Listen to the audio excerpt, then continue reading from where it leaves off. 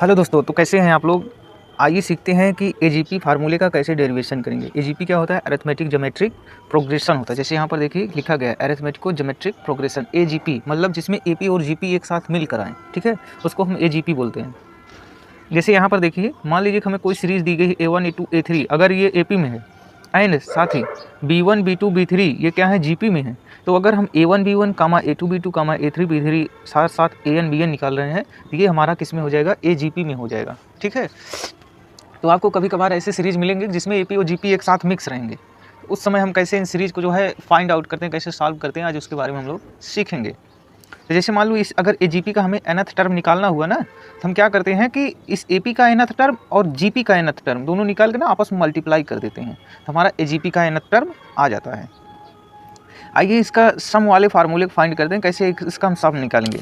तो सपोज करिए अगर हमारा मान लीजिए let first term of AP क्या है, ए है,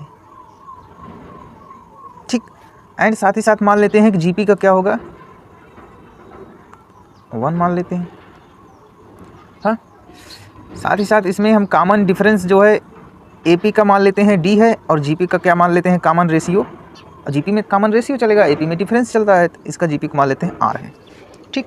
तो अगर हम इसके सम वाले एक्सप्रेशन को, सभी एक्सप्रेशन को एक साथ ऐड करें, तो पहला ए हो जाएगा, दूसरा क्या होगा ए प्लस डी, साथ में इसके साथ यहाँ जीपी भी लिखा जा रहा है।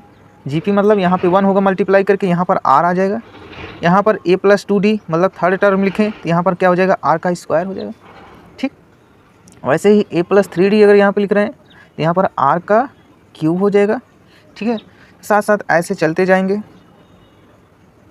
अगर हम यहाँ पर ए पी का nth टर्म लिख रहे हैं A plus N minus 1 into D, तो साथ साथ हमें जी पी का भी लिखना पड़ेगा, क्या हो जाएगा R to the power N minus 1। होगा कि नहीं, नहीं दिख रहा है तो आप देखिए दिख रहा होगा, ठीक है, R to the power N minus 1, ठीक। अगर हम इसमें आर से मल्टीप्लाई कर दें तो देखते हैं क्या होता है। ये क्या हो जाएगा ए आर, ये क्या हो जाएगा ए प्लस डी इंटू आर का स्क्वायर, ये क्या हो जाएगा यहाँ पर देखना आप लोग ध्यान से, ए प्लस 2d इंटू आर का क्यूब। सो ऑन आप ऐसे चलते जाइए। यहाँ पर nth टर्म में जब आप r की मल्टीप्लाई कर दोगे तो ये क्या बन जाएगा, r to the power n बनेगा कि नहीं बनेगा। तो आइए अब इनको जो है हम क्या करते हैं, सब्ट्रैक्ट करते हैं। तो ध्यान देना यहाँ पर क्या हो जाएगा 1 माइनस आर इंटू यस हो जाएगा। यहाँ पर आप देखिए जब इनको सब्ट्रैक्ट करेंगे तो यहाँ पे a के साथ 1 है, बाकी इधर ए का कोफिशिएंट आर है, तो यहाँ पर तो ये सब्ट्रैक्ट नहीं, ए को हम सीधे लिख लेते हैं प्लस। यहाँ पर ए आर है, जब ए आर इसमें सब्ट्रैक्ट होगा तो कैंसिल हो जाएगा। डी आर है, डी आर जो है यहाँ पर है ही नहीं, तो यहाँ पर क्या हो जाएगा डी आर बच जाएगा, ठीक। यहाँ पर ए आर स्क्वायर है, यहाँ पर ए आर स्क्वायर है, तो ये आपस में कट जाएंगे। डी आर स्क्वायर यहाँ पर है और यहाँ पर 2 डी आर है, तो सब्ट्रैक्ट होकर क्या बन जाएगा डी आर स्क्वायर।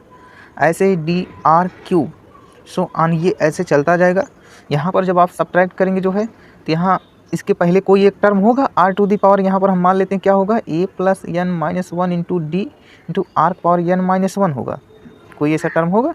अब ये जब आर पावर एन माइनस 1 इससे सब्ट्रैक्ट होगा तो ये कट जाएगा। यहाँ पर क्या बचेगा N minus 1 into D, R का पावर क्या है यहाँ पर एन माइनस 1, ठीक है। तो यहाँ पर ये क्या हो जाएगा, ये इससे जब हम सब्ट्रैक्ट करेंगे जो है, आप लोग यहाँ पर ध्यान से देखना, ये कौन सा टर्म था n माइनस 2 वाला था ना, यहाँ पर देखिए, तो ये A R power n minus 1 cut जाएगा। यहाँ पर क्या बचेगा N R power n minus 1, यहाँ पर क्या बचेगा N R power n minus 1, वो कट जाएंगे। यहाँ पर बचेगा minus 2d R power n minus 1, यहाँ minus D R power n minus 1।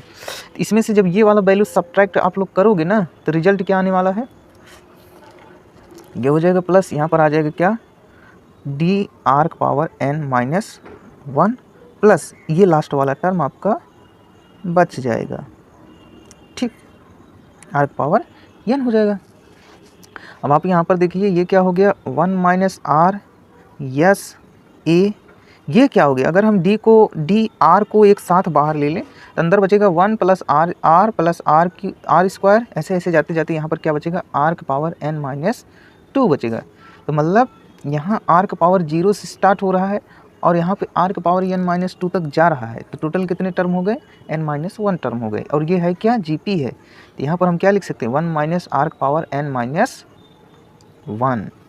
अपान वही इसका जो कॉमन रेशियो होगा, प्लस ये क्या हो गया, a + n-1 इंटू डी का बाहर से r to the power n। अब यहाँ से अगर हम यस की वैल्यू निकालें तो क्या आ जाएगा, a/1 - r। ठीक, नहीं दिख रहा होगा तो अब आप लोग देखिए, a/1 - r plus D r into 1 - r का पावर n-1। ठीक, अपन यहाँ पर देखिए 1 - r, यहाँ पर 1 - r, तो ये क्या हो जाएंगे, 1 - r के होल स्क्वायर। और यहाँ पर हो जाएगा a + n-1 इंटू डी, हाँ ब्रैकेट लगाइए, बाहर से r to the power n को मल्टीप्लाई करिए 1 - r। ठीक, ये हमारा क्या हो गया, सम हो गया किसका, अरिथमेटिक ज्योमेट्रिक प्रोग्रेशन का। ये क्या हो गया, उसके सम का फार्मूला हो गया। यहाँ पर आपको पता है ना, r क्या है, GP का कॉमन रेशियो, जो कि ऊपर बताया गया है। ठीक, और n क्या है, नंबर ऑफ टर्म। ठीक, a क्या है, फर्स्ट टर्म ऑफ AP, और d क्या है, कॉमन डिफरेंस ऑफ AP। ठीक, इतना तो आपको पता ही चल गया। अब अगर हमसे कोई कहे कि आप जो है ऐसा करें ना, आप हमको इनफाइनाइट टर्म AGP का फार्मूला बताइए क्या होगा, तो आप हमें बताएं। इनफाइनाइट टर्म का मतलब क्या हो गया कि n जो है, अगर हम s इनफाइनाइट की बात करें तो इसका मतलब क्या हो गया कि इसमें जो है, ये तो s n का था, अब n क्या हो गया, n टेंडिंग कर रहा है इन्फिनिटी को। हम क्या ले लेंगे, इसी का लिमिट ले लेंगे। s इन्फिनिटी बराबर क्या लेंगे, limit of Sn at n tending to infinity.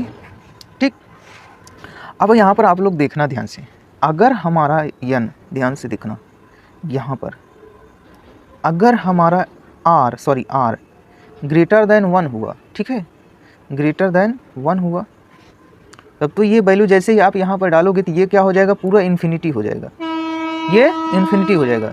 यहाँ पे ग्रेटर देन 1 है तो ये भी क्या हो जाएगा, इन्फिनिटी हो जाएगा। तो इसका रिजल्ट क्या आ जाएगा, इन्फिनिटी। ठीक, और अगर हमारा r लेस देन 1 हुआ, मतलब लेस देन 1 होने का मतलब क्या हो गया, फ्रैक्शन हो गया, पॉइंट में हो गया, तो उस समय क्या होगा, आप लोग ध्यान से देखना। आपको पता है कि कोई नंबर अगर फ्रैक्शन में होते हैं तो उसका पावर आप जैसे जैसे बढ़ाएंगे, वैल्यू क्या होती है, छोटी होती चली जाती है। जैसे 1/2 का पावर आप फिर से 2 कर दिए तो क्या हो जाएगा, 1/4 हो जाएगा, क्योंकि ये तो 1/8 हो जाएगा, वैल्यू कम होती चली जा रही है। ठीक, तो ऐसे सिचुएशन में जब आप n टेंडिंग टू यहाँ पर इन्फिनिटी डालोगे, ये r अगर 1 से छोटा होगा तो ये तो 0 हो जाएगा भाई, ये 0 हो जाएगा, होगा कि नहीं। यहाँ पर क्या बचेगा, सिर्फ बचेगा dr/1 - r का होल स्क्वायर, और ये भी 0 हो जाएगा, तो ये पूरा टर्म 0 हो जाएगा। तो यहाँ पर सिर्फ बचने क्या बचने वाले हैं, यहाँ पर जो भी बचने वाले हैं अल्फ़ा हैं। अब हम इस अल्फ़ा को यहाँ पर मेंशन कर देते हैं, मीन्स यस ऑफ इन्फिनिटी की क्या वैल्यू आएगी वो मैं आप लोग को दिखाता हूँ कि यस ऑफ इन्फिनिटी आ जाएगा क्या, a/1 - r plus dr/1 - r का होल स्क्वायर। ये कब होगा, जब हमारा r क्या होगा, लेस देन 1 होगा, जब हमारा r क्या होगा, लेस देन 1 होगा। ये हमारा क्या हो जाएगा, इनफाइनाइट AGP का फार्मूला हो जाएगा, इनफाइनाइट टर्म वाली का। ठीक है, तो आप लोग यहाँ पर ध्यान देना, यहाँ पर हमने जो है एक सिंबल मिसिंग कर दिया है। यहाँ पर जब हम इसको सब्ट्रैक्ट कर रहे हैं ना, यहाँ पे सब साइन बदल जाएंगे, ये भी बदल जाएगा, इसका साइन बदल जाएगा, तो यहाँ पर ये जो है क्या आएगा, माइनस आएगा। ठीक है, इसको आप लोग करेक्ट कर लेना, इस फार्मूले में इसे क्या बना लेना, माइनस बना लेना। ठीक है, तो ये मिसिंग था, हमने अभी देखा तो हमने कहा कि इसको करेक्ट करवा दें। यहाँ पर देखिए वो फ्लो में हो जाता है, यहाँ पर क्या है, ये सही है, यहाँ पर सिर्फ इसमें जो है यहाँ पे माइनस बना देना, क्योंकि हम दूसरे वाले टर्म को जो है पहले वाले से सब्ट्रैक्ट कर रहे हैं। तो आशा करते हैं दोस्तों आपको समझ में आया होगा। ठीक है, अगर समझ में आया है तो आप अपना काम पूरा कर दें, हम तो अपना पूरा कर चुके हैं। Thank you.